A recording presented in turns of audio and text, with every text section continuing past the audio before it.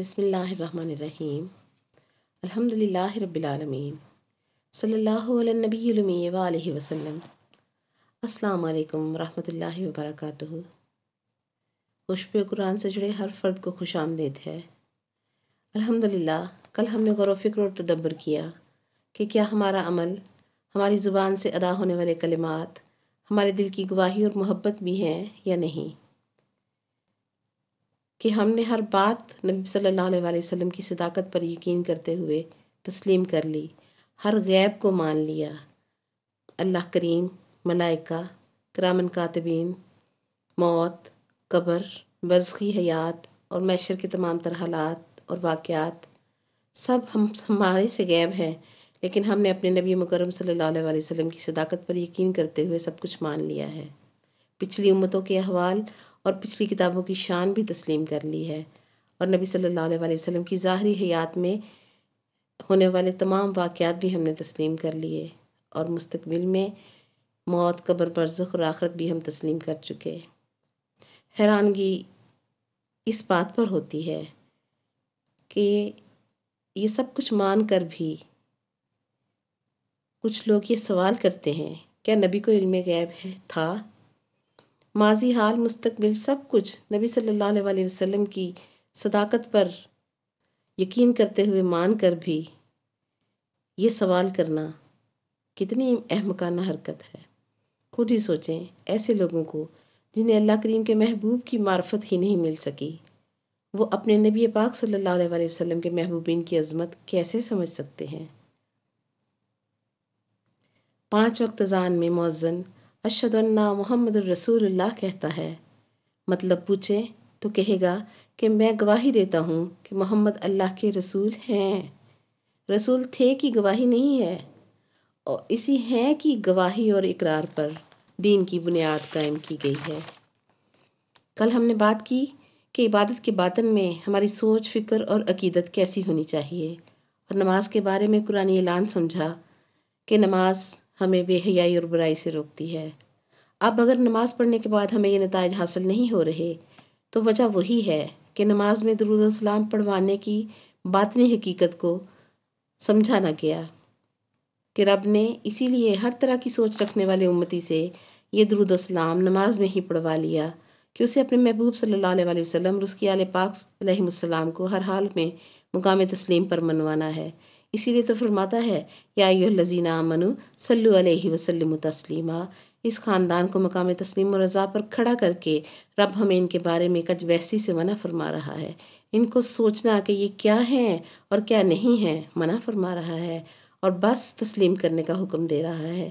اس طرح تسلیم کرو جیسا کہ تسلیم کرنے کا حق ہے، اور ایسا نہ کر سکنے والا اپنی تمام تر محنت اعمال خود ہی ضائع کر لیتا ہے۔ آئیں تھوڑا سا تفکر کریں کہ جو کلمہ کسی بھی غیر مسلم کو دائرہ اسلام میں داخل کرنے کا وسیلہ بنتا ہے وہ اول کلمہ طیب ہے، یعنی لا الہ الا اللہ محمد الرسول اللہ صلی اللہ علیہ وآلہ وسلم۔ رب تعالیٰ نے اپنی الوہیت کو تسلیم بعد میں کروایا ہے اس کلمے میں، اور پہلے اپنے مد مقابل لائی جانے والی ہر چیز کو لا کی تلوار سے کاٹنے کا حکم دیا۔ لا کا مطلب ہے انکار کر دینا۔ پہلے پڑھوایا لا الہ پڑھو، زبان اور دل سے تسلیم کرو کہ کوئی معبود نہیں، کوئی الہ نہیں، اور جب اپنے اس انکار پر تمہاری زبان اور دل اکٹھے ہو جائیں، تصدیق کر دیں، تو پھر الا اللہ کا اقرار کرو، سوائے اللہ کے کوئی الہ نہیں ہے۔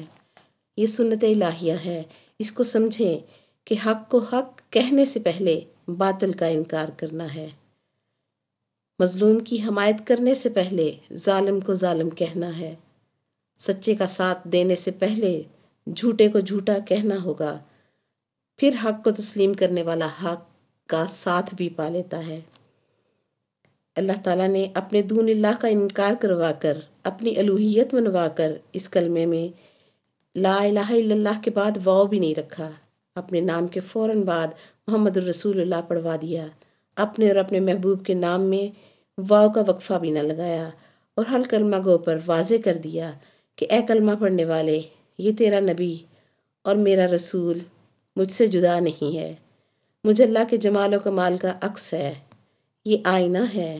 آپ نے خود بھی تجربہ کیا ہوگا کہ عکس میں آپ نہیں ہوتے مگر عکس بین آپ ہی کی طرح نظر آتا ہے، ہاتھ ہلاتا ہے، بات کرتا ہے، بنتا سنورتا ہے، لیکن اپنے ہی عکس کو آپ اپنا آپ نہیں کہہ سکتے۔ اللہ کریم کی ہی یہ شان ہے کہ اس نے ان ہستیوں کو اپنی تمام تر صفات عطا کر دیں اور محمد صلی اللہ علیہ وآلہ وسلم اور آل محمد صلی اللہ علیہ وآلہ وسلم کو مکلف کر دیا کہ تم زمین پر جا کر میری صفات کا عکس بن کر جانا، اور جو کوئی بھی میرے بارے میں تم سے پوچھے کہ وہ اللہ کریم کیسا ہے تو بس اپنا کمال دکھا کر کہہ دینا کہ ایسا ہے۔ یاد رکھیں، اگر کوئی اچھا استاد اپنے شاگرد کو علم منتقل نہ کر سکے تو اس میں شاگرد کا قصور نہیں ہے، اس استاد کا ہے۔ بڑا عالم ہر علم خود جانتا ہے لیکن اپنا علم کسی کو دے نہیں سکتا، یہ اس عالم کی تعریف نہیں ہے بلکہ یہ اس عالم کا نقص ہے، اس عالم کا عجز ہے کہ کیسا عالم ہے کہ اپنا علم کسی کو منتقل نہیں کر سکتا۔ اور ہمارا اللہ کریم عجز سے پاک ہے، نقص سے پاک ہے، وہ العزیز ہے، وہ الغالب ہے، وہ القہار ہے اور علی کل شیء قدیر ہے۔ اور اگر آپ اور میں اسے علی کل شیء قدیر تسلیم کرتے ہیں تو ہمیں یہ بھی ماننا ہوگا کہ ان ہستیوں کو اس نے اپنا ہر علم، ہر وصف منتقل کیا ہے، اسی لیے مقام تسلیم پر فائز بھی کر رکھا ہے۔ یہی اللہ کریم کے صاحب قدرت ہونے کی نشانیاں ہیں۔ اس طرح سے جس نے اپنے اللہ کو مانا، اس سوچ سے جس نے اپنے اللہ کو مانا، اسی نے دراصل اپنے اللہ کا وقار مانا، اس نے اصل توحید کو پہچان لیا کہ ان ہستیوں میں کمی کجی کا تصور رکھنا دراصل ان کو اپنا نائب مقرر کرنے والے اللہ کریم پر اعتراض کرنا ہے کہ یہ زمین پر ذات وحدہ لا شریک کا سایہ بنا کر بھیجے گئے اور زمین والوں پر اللہ کریم کے کرم کا سایہ ہیں، اسی لیے خود ان کا سایہ نہ تھا۔ سبحان اللہ۔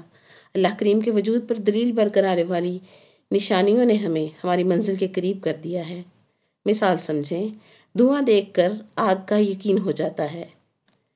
سڑکوں پر بورڈ لگائے ہوتے ہیں اور ان پر نشانیاں واضح کی ہوتی ہیں۔ اگر بورڈ پر بستر بنا ہو تو دیکھنے والا سمجھ جاتا ہے کہ آگے ہسپتال آ رہا ہے۔ ابھی ہسپتال دیکھا نہیں ہے مگر ہسپتال کے ہونے کا یقین ہو جاتا ہے۔ اگر کوئی بچہ بیگ پہنے جا رہا ہو تو یقین ہو جاتا ہے کہ آگے سکول آ رہا ہے۔ سکول دیکھے بغیر سکول کا یقین ہو جاتا ہے۔ معلوم ہوا جو چیز خود نظر آ کر غیب کو واضح کر دے وہ نشانی کہلاتی ہے، اور نشانی سے بن دیکھی چیز کا یقین ہو جاتا ہے۔ نشانی خود نظر آتی ہے مگر خبر اصل میں چھپے ہوئے کی دے رہی ہوتی ہے۔ اسی لیے قرآن پاک میں اللہ کریم نے اپنی نشانیوں کے ہاتھوں کو ید اللہ فرمایا اور اپنی نشانی کے نفس کو وَيُحَذِّرُكُمُ اللَّهُ نَفْسَهُ کہہ کر بتا دیا کہ اگرچہ میں نفس نہیں رکھتا، ہاتھ نہیں رکھتا، میں بے بدن ہوں، مگر میری نشانی یہ سب کچھ رکھتی ہیں۔ میں دوسرے لفظوں میں اللہ کی نشانیاں خود اللہ کریم کا ارادہ ہوتی ہیں، اور فاتحہ شریف میں بھی انہی نشانیوں کے راستے کو مانگنے کی دعا سکھلائی گئی ہے۔ فرمایا اہدنا الصراط المستقیم صراط الذین انعمت علیہم۔ ہر نماز کی ہر رکعت میں ہم یہ دعا مانگتے ہیں لیکن اس کے باطنی مفہوم سے ہم واقف ہی نہیں ہو سکے۔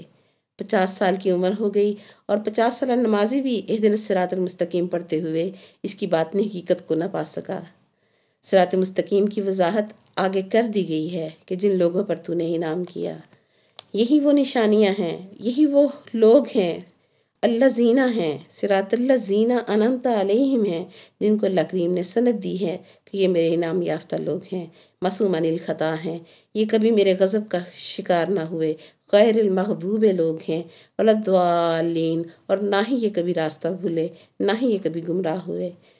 لیکن اکثریت ان ہستیوں کو مانتے ہوئے یہ اس بدگمانی کا شکار ہو جاتی ہے کہ ان ہستیوں کو ماننا شرک ہے۔ یاد رکھیں، یہ ہستیاں اللہ نہیں ہیں مگر اللہ نے اپنے ہونے کا یقین دلانے کے لیے ان کو اپنی نشانیوں کے طور پر چنا اور ان کو وسیلہ بنایا۔ آج کے لیے اتنا ہی۔ کل بشرط زندگی اللہ کریم کی بیان کردہ نشانیوں پر مزید بات کریں گے۔ جڑے رہیے خوشبو قرآن کے ساتھ۔ وآخر دعوانا الحمدللہ رب العالمین۔ سبحانک اللہم وبحمدک ونشہد ان لا الہ الا انت نستغفرک ونتوب الیک۔ الحمدللہ الذی ہدانا لہذا وما كنا لنهتدي لولا أن هدانا الله وصلى الله تعالى على خير خلقه محمد وآله أجمعين برحمتك يا أرحم الراحمين. السلام علیکم ورحمۃ اللہ وبرکاتہ.